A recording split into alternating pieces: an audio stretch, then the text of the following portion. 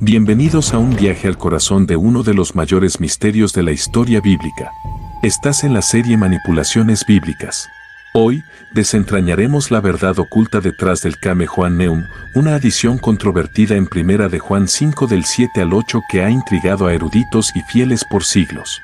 El término Kame Juan Neum está escrito en latín y significa cláusula de Juan. En un lenguaje llano, estos dos versículos no existen en los manuscritos más antiguos del Nuevo Testamento. Recuerda que esta es la tercera entrega de la serie Manipulaciones Bíblicas. Si aún no has visto los dos primeros videos, te invitamos que lo hagas después de finalizar este. No es una secuencia. Prepárate para descubrir cómo unas pocas palabras pueden cambiar el curso de la teología, cómo la manipulación textual puede alterar las creencias de millones, y cómo la búsqueda de la verdad puede llevarnos a cuestionar lo que creíamos saber. Este video promete ser de gran impacto en tu vida. Exploraremos los orígenes oscuros de esta adición, las razones detrás de la inclusión de estos dos versículos y las consecuencias que ha tenido en la fe cristiana. ¿Estás listo para enfrentar una verdad que podría sacudir los cimientos de tu fe? Bienvenidos a Terra Curiosa TV, el canal que explora lo que los demás intentan ocultar. Si aún no me conoces, soy Claudio Pérez, el crononauta. No debería comenzar esta entrega sin antes invitarte a que te suscribas. Recuerda que lo que mejor nos hace bien es un me gusta. Esto nos posiciona en el algoritmo de YouTube y con ello la plataforma nos puede recomendar a más personas para que alimenten sus mentes curiosas. Sin más intro, comencemos. Antes de sumergirnos en esta revelación, es crucial aclarar que nuestro objetivo no es ofender ni cambiar las creencias de quienes nos ven. Respetamos profundamente la fe de cada individuo. Sin embargo, creemos firmemente en la importancia de la verdad, por más incómoda que pueda ser. Nuestro propósito es arrojar luz sobre la manipulación histórica de textos sagrados, específicamente la inclusión deliberada de un segmento inventado que introduce el concepto de la Trinidad en un pasaje donde originalmente no existía. La verdad, aunque a veces dolorosa, es el antídoto contra la mentira y la manipulación. Con este espíritu de honestidad y respeto, los invitamos a abrir sus mentes y corazones mientras exploramos este fascinante capítulo de la historia bíblica. Comencemos nuestro viaje por los 5 puntos cruciales que revelan la verdad detrás del Kame Juan Neum. La ausencia en los manuscritos griegos antiguos. Imaginen por un momento que están en una antigua biblioteca, rodeados de pergaminos polvorientos y manuscritos amarillentos. Estos son los textos más antiguos del Nuevo Testamento que poseemos. Ahora, busquen en Primera de Juan, capítulo 5, versículos 7 y 8. ¿Qué ven? La frase, en el cielo, el Padre, el Verbo y el Espíritu Santo, y estos tres son uno, simplemente no está allí. Vamos a decirlo de nuevo, por si no entendiste la gravedad del asunto. La versión con el Kame Juan Neum incluye las palabras, porque tres son los que dan testimonio en el cielo, el Padre, el Verbo y el Espíritu Santo, y estos tres son uno, y tres son los que dan testimonio en la tierra. Sin el Kame Juan Neum, el texto más cercano al original, porque el original no existe, simplemente dice, pues tres son los que dan testimonio, el espíritu, el agua y la sangre, y los tres convienen en lo mismo. ¿Ya viste la diferencia? Una diferencia del cielo a la tierra, como diríamos los dominicanos. ¿Pero qué es lo que quiere decir el texto? El pasaje de Primera de Juan 5:8 no requiere una interpretación teológica compleja, ya que describe de manera concreta y física la esencia de Jesús y lo que experimentó en la crucifixión. Cuando el apóstol Juan menciona al Espíritu, el agua y la sangre, está señalando tres elementos innatos de Jesús y esto lo vemos en los momentos finales de la vida de Cristo. Primero, Jesús entregó su espíritu al morir o dicho de otra forma, el espíritu lo abandonó, lo mismo que nos pasa a todos al momento de suspirar el último aliento de vida. Luego, tras ser traspasado por la lanza de un soldado romano, brotaron de su costado agua y sangre, Juan 19:34, este fue un acto físico, visible por todos los que estaban ahí. El espíritu que lo abandonó, el agua y la sangre no son símbolos, sino eventos reales que ocurrieron en la cruz y que juntos confirman la humanidad, en este caso de Jesús. Este pasaje enfatiza lo tangible y visible, más que interpretaciones abstractas, invitando a los lectores a reconocer el impacto de estos hechos históricos.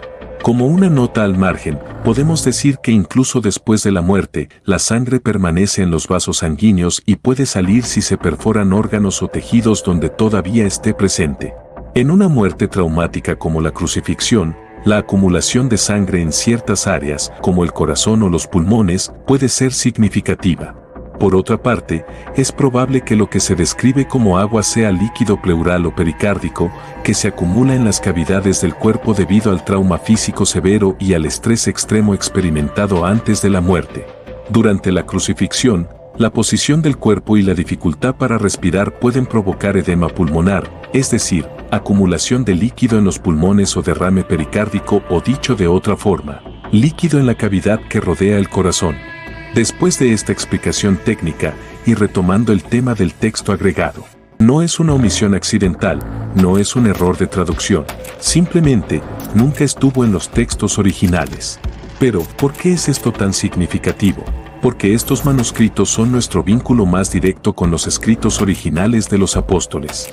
Son la fuente más pura de las enseñanzas cristianas primitivas. La ausencia de esta frase en estos textos antiguos no es una coincidencia, es una prueba contundente de que fue añadida posteriormente. Algunos podrían argumentar que quizás se perdió en las primeras copias. Pero piensen en esto, ¿cómo es posible que una frase tan crucial, que aparentemente confirma una doctrina tan fundamental como la Trinidad, se haya perdido en todas las copias tempranas? La respuesta más lógica es que nunca estuvo allí en primer lugar. Esta ausencia plantea preguntas incómodas. ¿Quién decidió que estas palabras debían ser añadidas? ¿Con qué autoridad lo hicieron? ¿Y por qué sintieron la necesidad de alterar un texto que se suponía era sagrado e inalterable? La aparición en manuscritos latinos tardíos. Avancemos en el tiempo, desde los primeros siglos del cristianismo hasta la Edad Media. Es aquí donde nuestra historia da un giro intrigante. De repente, en manuscritos latinos que datan del siglo IV o V después de la Era Común, aparece la famosa frase trinitaria. ¿Coincidencia? Difícilmente. Imaginen el escenario, la Iglesia está creciendo en poder e influencia. Las disputas teológicas sobre la naturaleza de Dios y de Cristo están en su apogeo. Los líderes eclesiásticos buscan desesperadamente textos que respalden sus posiciones doctrinales. Y de pronto, como por arte de magia, aparece una frase que parece confirmar la doctrina de la Trinidad de manera inequívoca.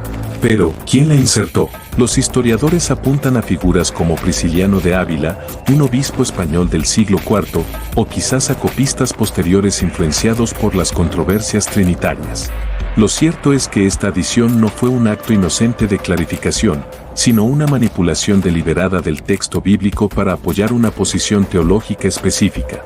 Pensemos en las implicaciones. Si alguien estaba dispuesto a alterar las escrituras para respaldar una doctrina, ¿qué más podría haber sido cambiado? ¿Cuántas otras verdades que damos por sentadas podrían ser el resultado de manipulaciones similares? La inclusión en la versión King James. Saltemos ahora al año 1611. La versión King James de la Biblia, una de las traducciones más influyentes en la historia del cristianismo, está a punto de ser publicada. Los traductores, trabajando bajo la autoridad del rey Jacobo I de Inglaterra, se enfrentan a una decisión crucial: ¿incluimos o no el Kame Johanneum? A pesar de la creciente evidencia de que esta frase era una adición tardía, los traductores optaron por incluirla. ¿Por qué? Las razones son complejas y profundamente políticas. La Iglesia de Inglaterra, en ese momento, estaba tratando de establecer su ortodoxia y su autoridad. La inclusión de un pasaje que aparentemente confirmaba la doctrina de la Trinidad era demasiado tentadora para resistir. Pero pensemos en las consecuencias de esta decisión. La versión King James se convertiría en la Biblia estándar para millones de cristianos de habla inglesa durante siglos.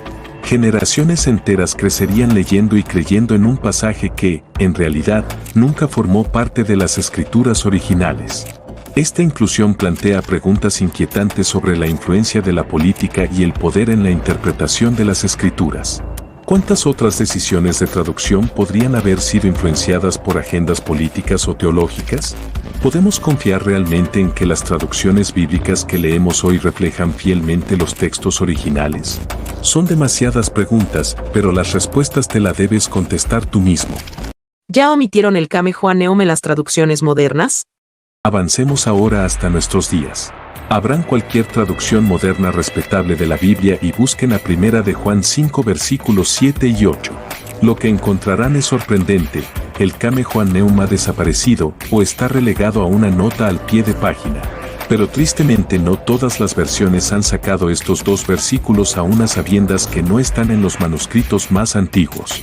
Algunas de las versiones que omiten el Camejoanneum son la Nueva Versión Internacional, la Biblia de Jerusalén, la versión oficial de la Conferencia Episcopal Española, Dios habla hoy, la Biblia de las Américas.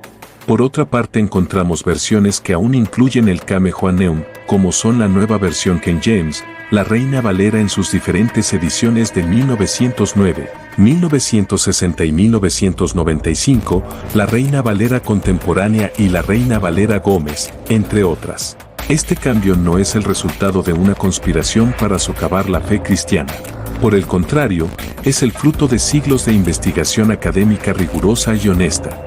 Los eruditos bíblicos modernos, armados con técnicas avanzadas de análisis textual y acceso a manuscritos antiguos que sus predecesores ni siquiera conocían, han llegado a un consenso casi unánime: el Camejoanneum no pertenece al texto original de Primera de Juan.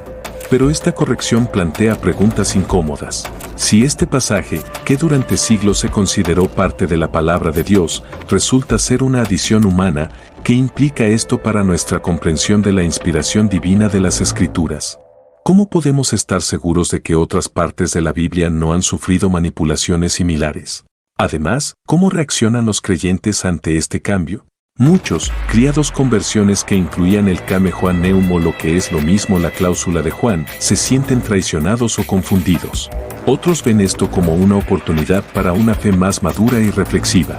Pero la pregunta persiste: si este pasaje pudo ser añadido y luego removido, ¿qué nos dice esto sobre la naturaleza cambiante de lo que consideramos verdad divina? ¡Ey! Un alto ahí.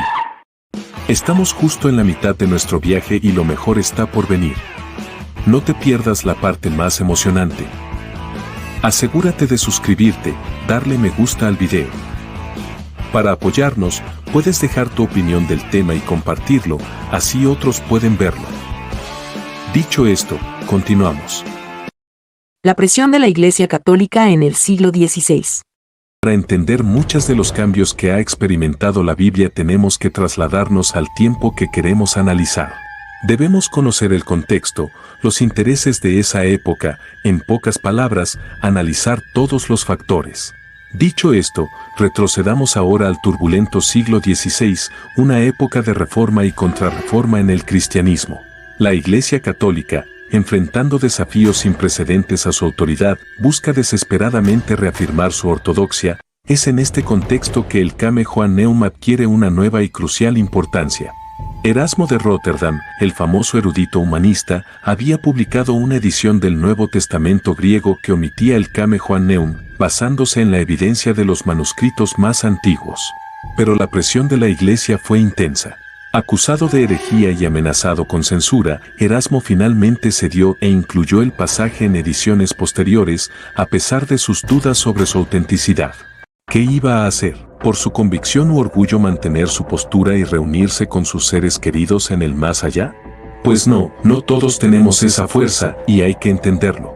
En pocas palabras, este episodio revela la profunda influencia que las instituciones religiosas pueden ejercer sobre la interpretación de las Escrituras, dependiendo de sus intereses. La Iglesia Católica, en su afán por defender la doctrina de la Trinidad contra los reformadores, estaba dispuesta a insistir en la inclusión de un pasaje que muchos sabían que era espurio. Pero las implicaciones van más allá. ¿Cuántas otras doctrinas o interpretaciones bíblicas han sido moldeadas por presiones institucionales similares? ¿Hasta qué punto nuestras creencias actuales son el resultado de decisiones tomadas por líderes eclesiásticos siglos atrás, más preocupados por mantener el poder que por preservar la verdad? Este incidente nos obliga a cuestionar la relación entre la fe, la autoridad institucional y la verdad histórica. ¿Podemos confiar en instituciones religiosas para ser guardianes fieles de la verdad divina? ¿O debemos, como individuos, asumir la responsabilidad de buscar la verdad por nosotros mismos, incluso si eso significa desafiar siglos de tradición y autoridad? No podemos dejar de seguir formulando preguntas incómodas, pero nos confrontan con la verdad. A medida que desentrañamos estos 5 puntos cruciales, emerge un cuadro inquietante de manipulación, política y poder que ha dado forma a lo que muchos consideran la palabra infalible de Dios. El Kame Juanneum o cláusula de Juan no es solo una curiosidad histórica, es un testimonio de cómo las creencias religiosas pueden ser moldeadas por fuerzas muy humanas y falibles. Pero esta revelación no tiene por qué destruir la fe, en ninguna manera, como decía Pablo de Tarso en la Epístola a los Romanos, capítulo 3, versículo 31, cuando dice, ¿anulamos, pues, la ley por la fe? En ninguna manera, sino que confirmamos la ley. Pero este es otro tema que no le gusta a muchos de los que creen que solo en la fe hay salvación. Este será un tema para un futuro video. Entonces, lejos de destruir la fe, puede ser una invitación a una fe más profunda y reflexiva. Una fe que no teme hacer preguntas difíciles, que busca la verdad incluso cuando es incómoda, y que reconoce que la espiritualidad auténtica a menudo requiere que desafiemos nuestras suposiciones más arraigadas. El Kame Juanneum nos recuerda que los textos sagrados, por muy venerados que sean, han pasado por manos humanas. Nos insta a abordar nuestra fe con una mente abierta y un corazón honesto, reconociendo que la búsqueda de la verdad espiritual es un viaje continuo, no un destino fijo. ¿Qué significa esto para ti y tu fe? ¿Cómo afecta esto tu comprensión de las Escrituras y de la doctrina de la Trinidad? Estas son preguntas que solo tú puedes responder. Pero al hacerlo, recuerda, la verdadera fe no teme a la verdad. Por el contrario, la abraza, sabiendo que una fe probada y cuestionada es una fe más fuerte y auténtica. Mientras reflexionas sobre lo que has aprendido hoy, te dejamos con una pregunta final. Si estuvieras dispuesto a cuestionar este aspecto de tu fe, ¿qué otras verdades podrías descubrir? El viaje hacia una comprensión más profunda de tu espiritualidad apenas comienza. La elección de continuar ese viaje es tuya. Un día veremos esa sombra del Kame Juanneum desaparecer de las Biblias y así como otras tantas que serás expuestas en tu canal Terra Curiosa TV y la serie Manipulaciones Bíblicas. Mientras tanto quédate con esto en la mente, en el cielo, el Padre, el Verbo y el Espíritu Santo, y estos tres son uno, no existe, no existe, no existe. Gracias por acompañarnos hasta el final de este video. Si te ha interesado el viaje a través de la historia, te invitamos a suscribirte al canal, compartir este video con tus amigos y dejar un comentario con tus reflexiones o preguntas. No olvides activar la campanita para no perderte de futuros contenidos. Tu apoyo es fundamental para seguir explorando juntos estos fascinantes temas. Por aquí te dejo un video que seguro alimentará tu mente curiosa.